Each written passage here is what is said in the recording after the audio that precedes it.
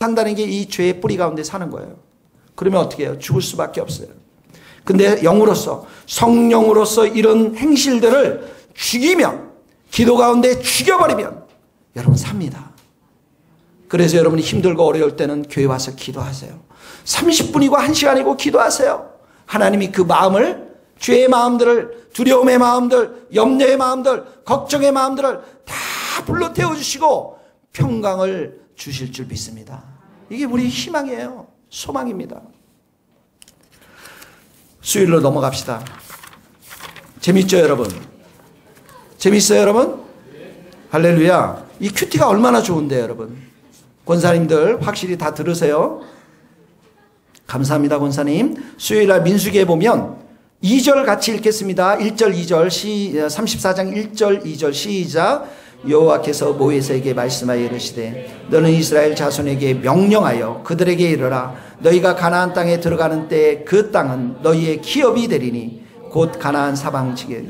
자, 기업을 나누어요. 하나님께서 가나안 땅에 들어가기 전에 가나안 땅을 놓고서 기업을 이렇게 주십니다. 그러면서 경계를 지어요. 3절에 보니까 남쪽은 이 땅에서, 서쪽은 6절에 보니까 서쪽, 7절엔 북쪽, 10절에 보면 동쪽, 이렇게 쭉 해가지고 13절에 보면 너희가 제비 뽑아서 이 땅에 거하리라 이렇게 주셔요. 하나님께서. 여러분, 전쟁이 시작되기도 전에 어떻게 해요? 이미 그 땅이 이 사람들 거라고 이스라엘 백성들을 선포해 주는 거예요. 전쟁이 시작되기 전에 이미 승리했다라고 선포해 주는 거예요. 그 땅이 너희 것이라고 선포해 주면서 경계의 선을 그어주는 것이에요. 신약에 와서 우리는 누가 우리의 삶 가운데 승리를 했습니까? 예수님이 승리했어요. 십자가로 승리했습니다. 십자가와 부활의 사건을 통해서 악한 마귀는 어떻게 해요? 허리가 꺾여버렸어요. 그래서 예수님이 승리한 그 승리 가운데 우리가 있기 때문에 예수님의 이름을 부르고 예수님을 찬양하고 예수님을 의지하게 되면 우리의 삶도 반드시 승리하게 되어 있습니다. 승리하게 되어 있습니다. 같이 읽겠습니다. 거기 골로새서 2장 15절 시작.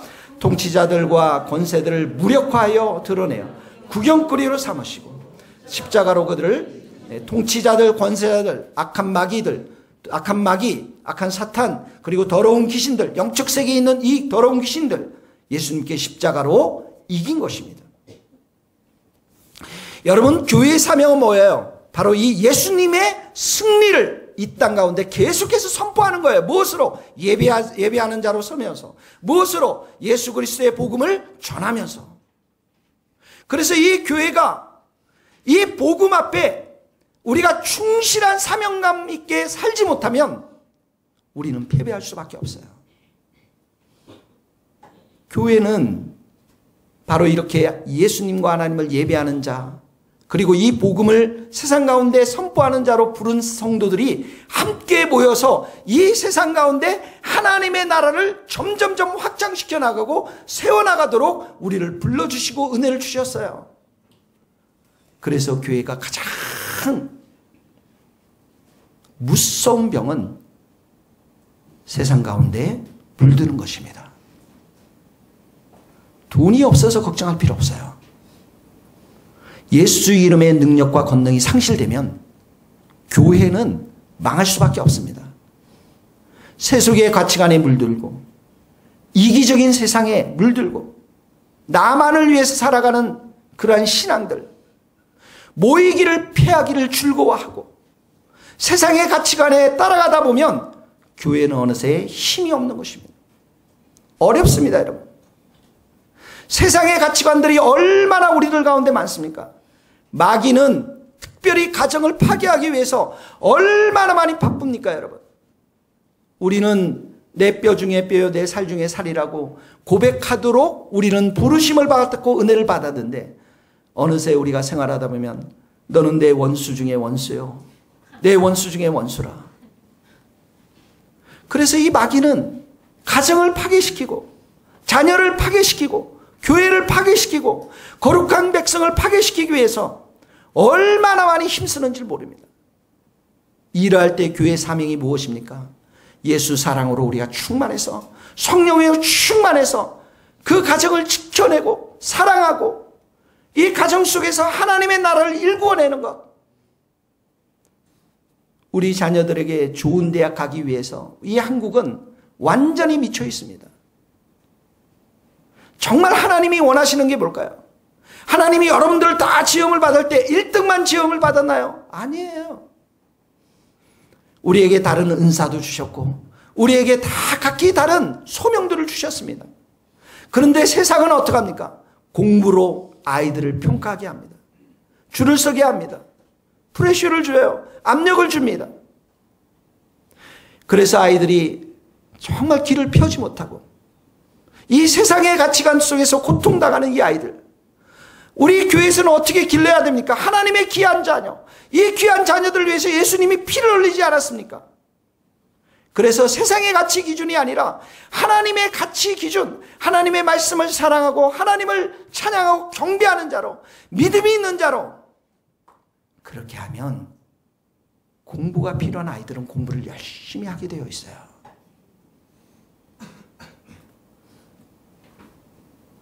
성적 가지고 애들에게 닥달거리면, 너무 닥달거리면 아이들이 어떻게 삽니까, 여러분? 애들이 다 닭발이 되어서 나는 가는 곳마다 나중에 상처를 다 주지 않겠어요? 그러나 교회는 그것보다도 훨씬 더 귀한 가치, 믿음의 가치, 하나님을 사랑하는, 예배하는 그 가치 가운데 아이들을 돌봐주고 축복해주고 그 가치관으로 성령 충만한 가운데 애들의 부르심을 따라 살아갈 수 있도록 우리가 돕고 축복해야 되는 곳인 줄 믿습니다. 여러분, 이것이 바로 우리 수요일날 큐티 말씀입니다. 목요일날 보세요. 목요일날 보면 이제 하나님께서 리더들을 세웁니다. 목요일날 민수기 34장 17절 18절 같이 읽겠습니다. 16절부터 18절 시작. 여호와께서 또 모세에게 말씀하여 이르시되 너희에게 땅을 기업으로 나눌 자의 이름은 이러하니 제사장 엘르아살과 눈의 아들 여호수아니라. 너희는 또 땅의 기업을 나누기 위하여 각 지파에 한 지휘관씩 택하라. 하나님께서 리더들을 세웁니다. 교회도 리더들을 세웁니다. 누가 세웁니까? 여기 보니까 하나님이 세웠어요. 여러분, 순장님들 누가 세웠습니까? 하나님이 세우셨어요. 저는 누가 세우셨습니까? 하나님이 세우셨어요. 박지준 전사님은 누가 세우셨습니까? 네, 하나님이 세우셨습니다. 우리 성가사님은 누가 세우셨습니까? 하나님이 세우셨기 때문에 여러분들이 그 사람들을 도와줘야 됩니다. 그 사람들과 협력해야 됩니다. 순복해야 되는 거예요. 하나님이 세운 것입니다. 하나님이 누구를 세웠습니까? 여기 보니까 특별히 17절에 보니까 여호수아가 나옵니다. 19절에 보니까 갈렙이 나옵니다. 여기 나와 있는 모든 사람들의 관계 이름들을 보면 이들과 하나님과의 관계 속에서 하나님께서는 이들을 선택해서 다 세우셨습니다. 특별히 여호수아와 갈렙이 누구였습니까? 믿음의 사람 아니었습니까? 믿음의 사람이었습니다. 하나님을 전적으로 신뢰했던 사람들이었습니다. 하나님이 이들을 교회의 리더로 세웠습니다. 여러분, 근데 이 믿음이 누구로부터 오는 겁니까? 한번 잘 생각해 보세요. 여러분의 믿음이 여러분 스스로 나왔나요? 우리는 다 죽어 있었던 사람인데 누가 우리에게 믿음을 주셨습니까? 하나님이 믿음을 주신 거예요. 그래서 우리가 말씀을 들을 때 어떻게 해요? 믿음이 생겨나는데 말씀이 들을 때 어떻게 해요? 하나님의 은혜가 부어지기 때문에 우리가 믿음이 생겨나는 거예요. 여기 있는 모든 리더들은 믿음이 있어서 세워졌지만 그 뒤에는 하나님의 은혜의 역사가 함께 했던 것이에요. 다시 한번 물어보겠습니다. 우리 교사 선생님들 누가 세우셨습니까? 하나님이 세웠어요. 무엇으로 세웠습니까? 하나님의 은혜로 세운 거예요. 우리 전도사님들 어떻게 세워졌습니까? 하나님의 은혜로 다 세워진 것입니다. 내가 잘나서, 내가 힘이 있어서, 내가 실력이 있어서 리더로 세워진 것이 아닙니다. 내가 똑똑해서 세워진 게 아니에요. 하나님께서 은혜로 세워주셨습니다. 바울이 그래서 이렇게 고백하죠. 내가 나된 것은 하나님의 은혜로 된 것이니. 그래서 이 은혜로 리더로 세움을 받은 사람들은 무엇을 생각하냐면 사명을 생각할 수밖에 없는 거예요. 소명을 생각할 수밖에 없는, 하나님이 맡겨주신 이 직분 충성스럽게 감당하고자 하는 그런 마음이 그들 마음 가운데 있는 것입니다. 리더가 누구입니까? 섬기는 자입니다. 리더가 누구입니까? 돌보는 자입니다. 여러분 땅을 갈랐어요. 한 지파에 한 명씩 리더를 세웠어요. 그러면 그 땅을 이렇게 강남 땅에 수많은 가족들에게 분배를 해야 됩니다. 그러면 어떤 사람들은 좋은 땅 갖기를 원하고 어떤 사람은 저 땅 갖기를 원하고 어떤 사람은 이 땅 갖기를 원하고 그 많은 갈등들을 조절해야 될 사람들이었어요. 그러니 이 리더들이 믿음의 사람이었다라는 것은 얼마나 은혜 충만, 성령 충만해야만 이 일을 감당할 수 있었겠습니까? 우리 교회 순장님들 하나님이 세우셨습니다. 은혜로 세우신 거예요. 그럼 여러분들이 어떻게 해야 됩니까? 그 은혜를 잘 받고 그 직분을 충성스럽게 감당하면서 영혼을 돌봐야 합니다. 사랑해야 합니다. 가장 큰 사랑이 무엇입니까? 기도하는 거예요. 그들을 위해서 기도해 주는 겁니다. 매일 기도해 주는 거예요. 매일 기도해 주는 거예요. 바울이 늘 기도했습니다. 항상 기도했습니다. 쉬지 않고 기도했습니다. 거기 같이 읽겠습니다. 로마서 1장 9절 하나님이 시작 하나님이 나의 증인이 되시고요. 항상 내 기도에 쉬지 않고 너희를 말하며 내가 밤낮 간구하는 가운데 쉬지 않고 너를 생각하여 하나님께 감사합니다. 항상 내 기도에 쉬지 않다고 그랬어요. 쉬지 않고 너를 생각하여 항상 기도했다라고 성경은 기록하고 있습니다. 사랑하는 우리 모든 성도님들, 하나님의 은혜로 여러분들이 진정한 리더들이 다 될 수 있기를 예수님의 이름으로 축원합니다. 그리고 세워진 우리 리더들은 우리 순원 식구들을 위해서 달마다 기도하며 축복의 통로가 될 수 있기를 간절히 바랍니다. 마지막입니다. 금요일 날 민수기 35장입니다. 35장 2절 다 같이 읽겠습니다. 시작. 사손에게 명령하여 그들이 받은 기업에서 레위인에게 거주할 성읍들을 주게 하고 너희는 또 그 성읍들을 들고 있는 초장을 이 레위인들은 땅을 기업으로 받지 못했어요. 그래서 각 지파에게서 성읍들을 48개를 받았습니다. 7절 보세요. 너희가 레위인에게 시작 너희가 레위인에게 모두 48성읍을 주고 그 초장도 그러니까 이 레위인들은 48개의 성읍을 각 지파별로 이렇게 받아서 그리고 그 주위에 초장을 받아서 이들이 살 수 있도록 했습니다. 레위인들은 뭐였냐면 말씀을 가르쳤던 사람들이에요. 그리고 제사를 드리는 그 성막이를 돕고 백성들을 돌보고 섬기는 위로자들이었습니다. 이 레위인들이 이 각 지파별로 흩어져서 살게 된 것은 야곱의 저주 때문에 그래요. 레위하고 시므온이 세겜 사람들을 죽였거든요.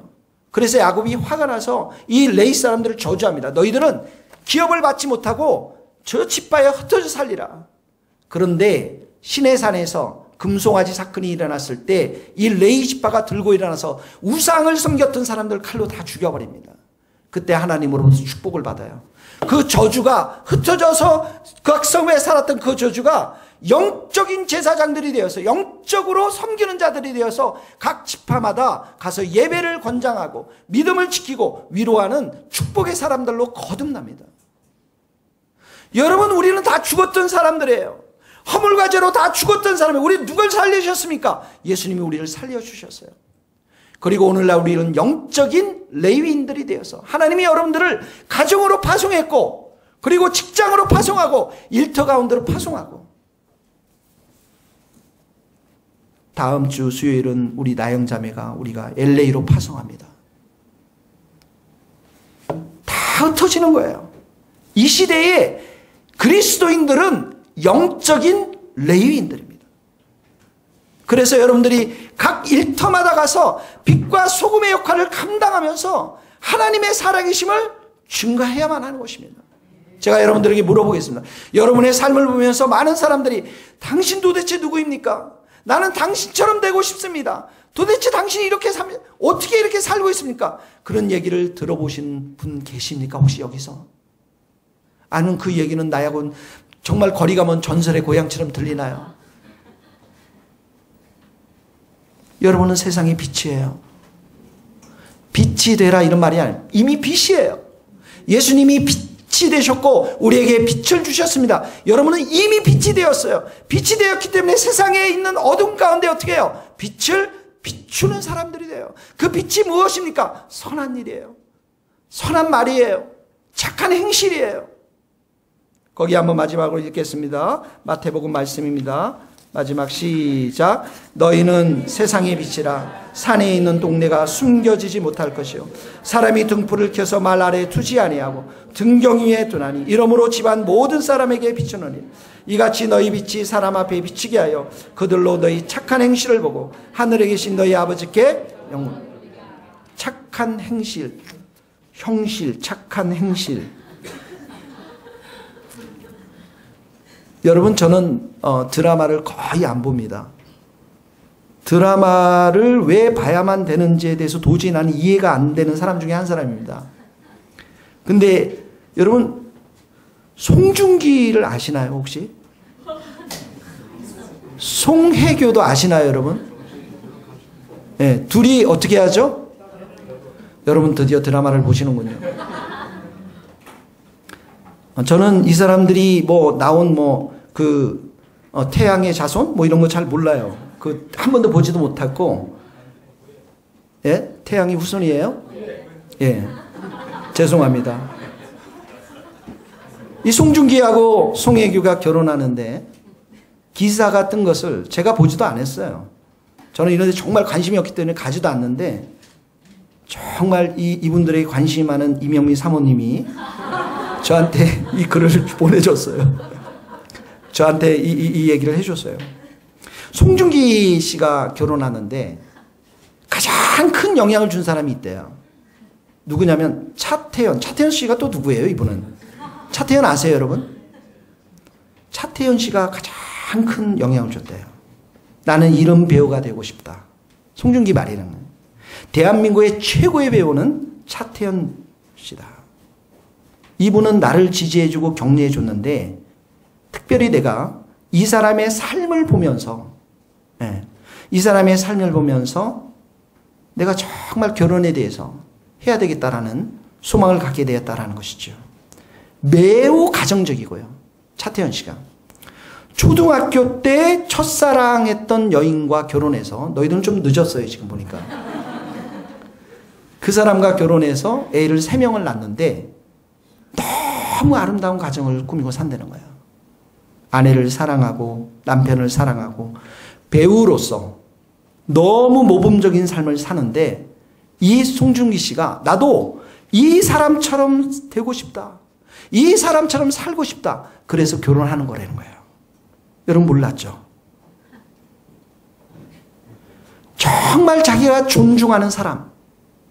이 사람의 삶의 본을 내가 따라가고 싶은 그분이 차태현 씨라는 거예요. 나는 차태현 씨가 크리스찬이었으면 참 좋겠다 생각했는데 크리스찬인지는 잘 모르겠어요. 크리스찬이에요? 할렐루야. 우리 김희연 집사님이 차태현 씨에 대해서 굉장히 관심이 많은데요. 이희령 집사님. 네, 할렐루야. 그렇죠. 크리스찬일 것 같아요. 제가 보기에는. 사랑하는 성도 여러분. 여러분은 이 시대에 영적인 레위인들이에요. 여러분의 일터와 가정 속에서 만나는 사람 속에서 여러분들 보면서 나도 이 사람처럼 되고 싶다. 나도 이 사람처럼 살고 싶다. 여러분의 삶 안에 예수님이 담겨져 있어야 돼요. 이게 없으면 아무것도 없습니다. 아무것도 없습니다. 오늘 이 말씀이 여러분의 마음 가운데 깊이 새겨지기를 예수님의 이름으로 축원합니다. 우리 찬양 한 곡 하겠습니다.